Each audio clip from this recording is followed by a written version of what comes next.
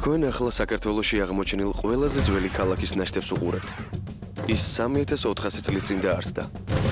ეს ოქროს ლომი კი ამ ქალაქზე სულ ცოტა 1000 წლით დიდია. ორივე აღმოჩენა კახეთს უკავშირდება.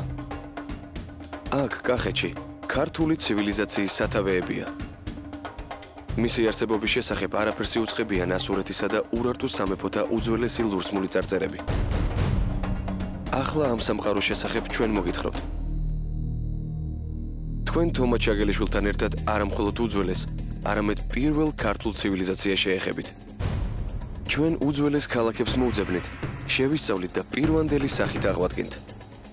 ახლა იმ ხანის ადამიანების ცხოვრებაზე მოგითხრობთ. თქვენ 3500 წლის წინანდელ საქართველოში მოხვდებით. პირველი ქართული ცივილიზაცია.